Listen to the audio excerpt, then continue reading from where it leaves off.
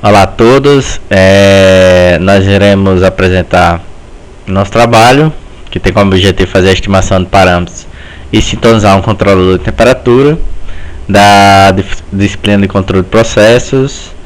Os integrantes do grupo são Agil Batista, Moisés Melo, Rafael Azevedo e Rafael Melo, sobre a orientação do professor Jackson Oliveira. Bem, antes de mais nada é importante apresentarmos o sistema utilizado, né? Como a gente pode observar na imagem da esquerda, nós temos um tanque maior e outro menor. Esse tanque maior ele fornece água, escoa o fluido, né? Que é a água, onde está sendo agitado nesse tanque menor. E o nível desse tanque está sendo controlado por uma válvula. Além de estar sendo agitado, existem 3 resistências em séries que farão o aquecimento desse tanque. A temperatura de saída está sendo registrada e o fluido está passando por um trocador de calor, né, retornando novamente para o tanque maior. A imagem da direita corresponde a um close do tanque menor, né, onde podemos observar aqui o agitador mecânico, a entrada de água e a saída, né? Bem, o sistema ele é monitorado através do sistema de aquisição de dados de controle, né? Essa é a interface do programa feito pelo professor Jackson, onde podemos observar esquematicamente o tanque maior, que fornece a água para o tanque menor, que está sendo controlado está tendo um controle do nível, né, através de uma válvula, e também existe um sistema para controle da temperatura do tanque, né, tendo em vista que existem 3 resistências em série. Cada aba do programa corresponde a uma das variáveis que estão sendo monitoradas, de temperatura, seja nível. Dito isso, nós fizemos uma perturbação do tipo pulso retangular, onde a amplitude corresponde a 70% da valor da resistência, né, no intervalo de tempo, e os dados foram gerados em um arquivo TXT, né? Esse arquivo TXT ele foi colocado em uma planilha do Excel, né, onde foram selecionados os valores de interesse, que correspondem ao tempo, a temperatura de saída do tanque e o valor da resistência. Nós selecionamos como tempo zero o tempo inicial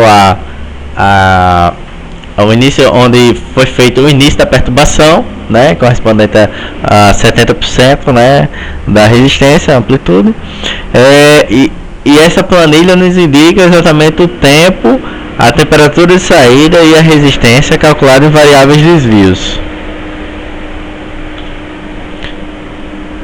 Com isso, fizemos o próximo passo seria a estimação de parâmetros.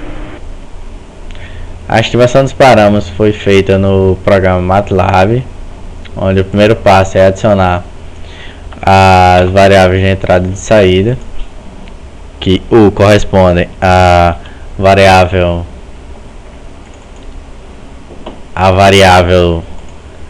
da resistência em desvios, e a variável de saída y corresponde aos valores da temperatura de saída do tanque, também calculados em desvios. Com isso, através da ferramenta adicionada às variáveis, através da ferramenta ident, nós abrimos o Toolbox, onde é possível fazer a estimação dos parâmetros.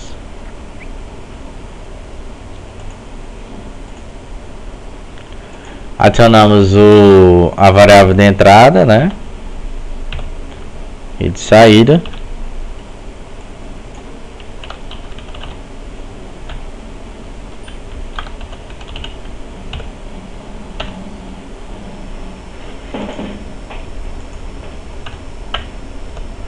E o intervalo de amostragem corresponde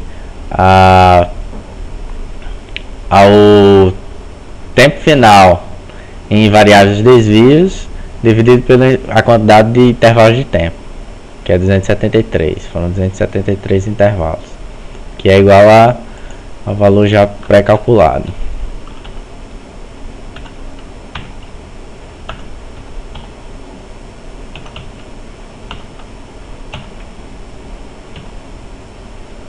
Botamos os dados.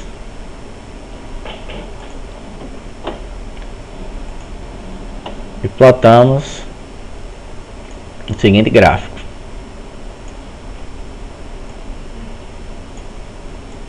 O gráfico abaixo corresponde a perturbação que foi causada, né, no intervalo do tempo, e os valores da temperatura de saída no tempo, devido à perturbação gerada, né. Com isso, nós fazemos a estimação do modelo de processo. O primeiro modelo que iremos testar é o modelo por ganho.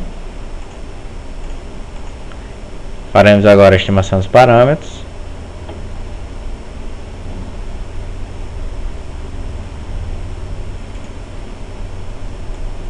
Observamos pelo gráfico que não tivemos uma boa regressão, né? Não está representativo dos dados. Então iremos testar agora o sistema de pura capacidade, né? Também obtivemos uma boa regressão, né? Por isso iremos agora estimar o modelo de primeira ordem.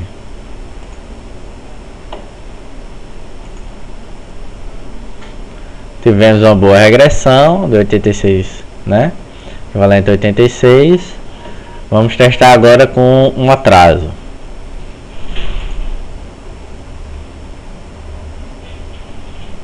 Não foi tão boa quanto o anterior, né? Então, faremos agora a estimação. Sim, é importante mostrar, observar os valores de K estimados, né? De K, bem como de tal, e o valor de tal D, que do atraso, que deu 0, né? Então significa que não tem atraso mesmo, o sistema estando em atraso. Faremos agora para a segunda ordem, sem atraso. E observamos que não tivemos uma boa regressão. Tivemos uma boa regressão, mas foi pior do que a da primeira para a primeira ordem. Tendo isso em vista, o modelo de primeira ordem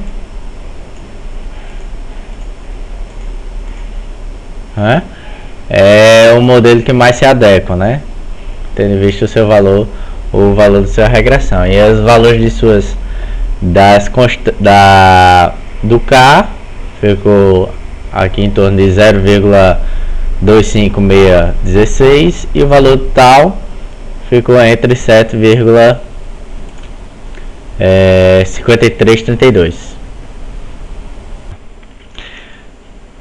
Neste slide nós temos o diagrama de blocos em malha fechada. Anteriormente no MATLAB nós estimamos o modelo em malha aberta, né? Em malha aberta do sistema, que corresponde ao GDU, que nós chegamos a um modelo de primeira ordem. E agora em malha fechada nós temos também as funções de transferência do GM, GC e do GV. GM do sensor, GC do controlador e GV do atuador. Em azul nós temos a trajetória, né, da função de transferência malha fechada, que corresponde aqui. Na sequência nós iremos fazer sintonizar o controlador, né, imposto dos valores de K e de tal da função de transferência do GDU, de GV e GM, né? Nós encontraremos GC, que até então é desconhecido, né?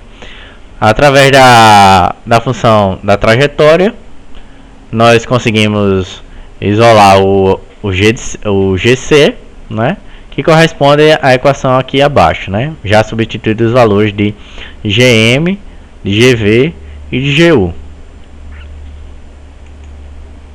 Bem, primeiramente nós consideramos que a função de transferência da trajetória, a função da trajetória equivale a uma primeira ordem, né? E substituindo na equação do G de C, né? Nós chegamos à seguinte função de transferência, sendo em azul circulado o equivalente ao ganho, né, ao KC, e aqui o tal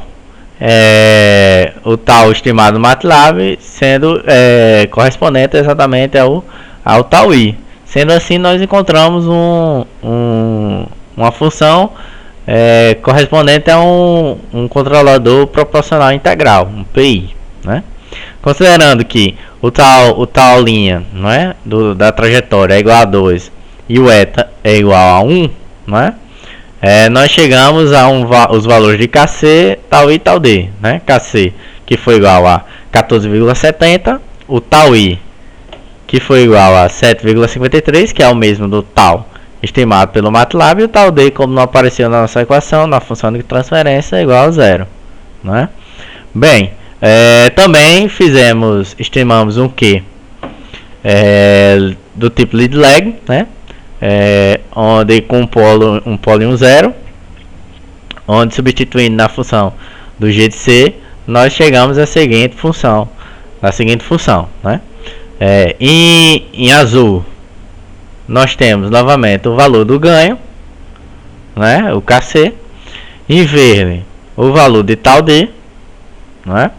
Aqui o elemento proporcional, né? E aqui, né, em vermelho nós temos o tal I, né? Então a parte derivativa, a proporcional e a integral. Aqui nós só temos nesse lado esquerdo, nós apenas temos a parte integral e a proporcional. Sendo assim, nós temos um controlador PID, né, proporcional, integral e derivativo.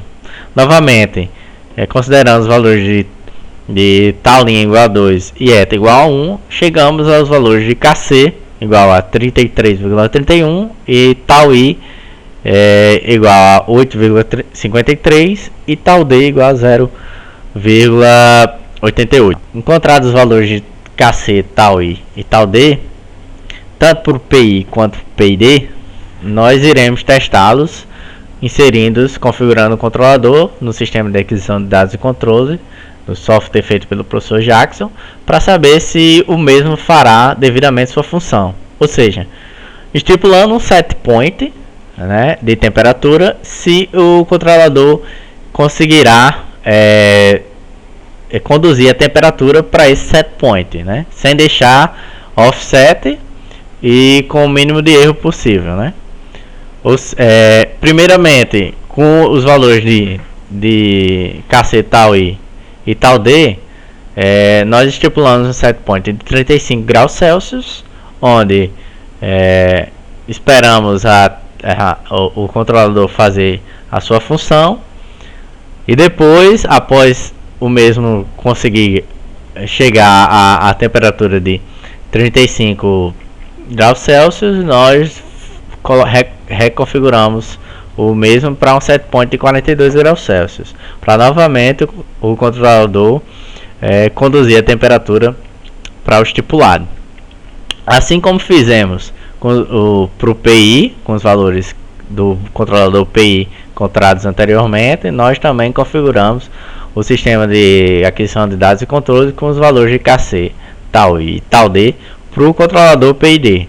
E novamente colocamos um set point de 35 graus Celsius, com o intuito de que o controlador conduzisse a temperatura para essa faixa, né? E após um certo tempo também colocamos um set point de 42 graus Celsius para novamente o controlador conduzir a temperatura.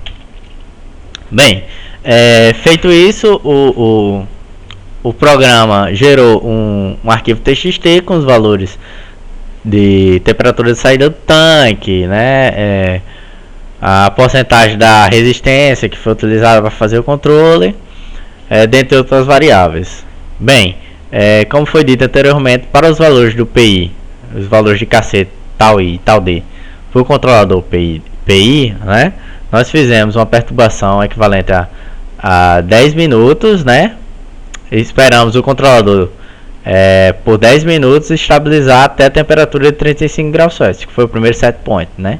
Onde observamos que a temperatura ela foi subindo aos poucos, oscilando, né? E conseguiu chegar ao set point, né? Sem deixar aparentemente nenhum offset. Lá após um tempo de 10 minutos, nós reestipulamos um set point para 42 graus Celsius e novamente a temperatura, o controlador fez sua função de elevar a temperatura. Subiu a temperatura e deixou um ligeiro offset, como nós podemos observar. Para os valores de KC, tal I e tal D para o controlador PID, novamente deixamos o controlador por o equivalente de 10 minutos, né? Onde o mesmo elevou a temperatura, né? E deixou um certo offset, né? E depois de 10 minutos de atuação, nós estipulamos um novo set point, 42 graus Celsius, onde a temperatura o controlador mais uma vez elevou a temperatura, deixando mais uma vez um pequeno offset, né? Bem, quanto ao comportamento das resistências com o tempo, né? Nós observamos que para o controlador PI o mesmo, assim que foi feito, estipulado set point e ligado o controlador para fazer o controle da temperatura, o mesmo teve uma resistência de 100%. Ela ligou sua resistência em 100%. E aos poucos, essa resistência ela foi sendo desligada, né? Digamos assim, tendo uma porcentagem de sua resistência menor, né? E após o instante de 14 minutos, que foi quando, novamente, nós estipulamos um novo offset de 42 graus Celsius, ela novamente utilizou a sua potência máxima, em 100%. E aos poucos, à medida que foi controlando a temperatura para o set point, a sua resistência ela foi diminuída. Como o sensor de temperatura utilizado na saída do tanque ele deixa um certo ruído, muito provavelmente a resistência ela está oscilando bastante, né? Está um pouco fora de controle. Tem ocorrido exatamente porque por conta desse ruído, né? Então, como foi visto ao longo da disciplina, quando alguma variável ela é medida com um certo ruído, então o fator derivativo ele é dispensado, né?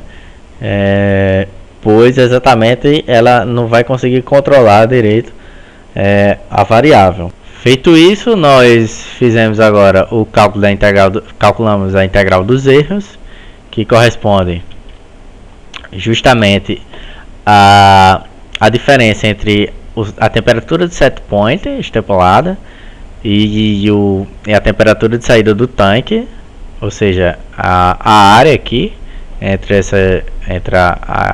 essas duas curvas, a curva.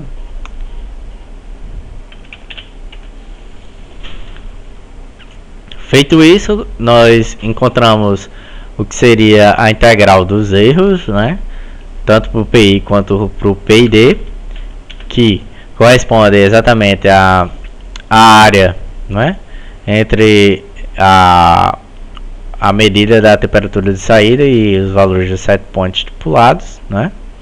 Tanto para o PI quanto para o PID, né? Todas essas áreas.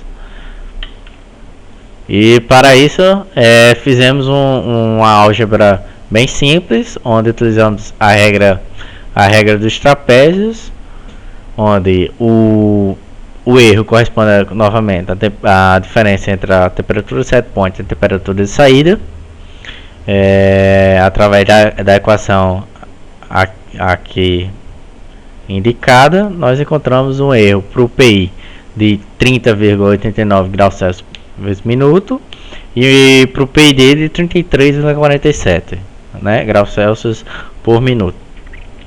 Ou seja, o erro para o controlador PID foi maior do que o erro para o controlador PI. O que nós podemos concluir que o controlador PI para o sistema estudado se adequa melhor do que o controlador PID, os parâmetros utilizados para o controlador PID. Como foi dito anteriormente, pelo fato da medida de temperatura ser ruidosa, o fator derivativo não é indicado para a utilização da parte de derivativa, não é indicado, né, para a função de transferência do controlador, né, do jeito de ser. E observamos até mesmo aqui no gráfico, né, que o PI ele deixou uma área menor do que o PID, que deixou, né, nessas áreas rachuradas aqui, deixou aqui até um certo set point, né, e aqui já no PI não deixou, né, um set point bem pequeno aqui, aqui no primeiro instante nem não deixou set point, no segundo também deixou um pequeno set point só.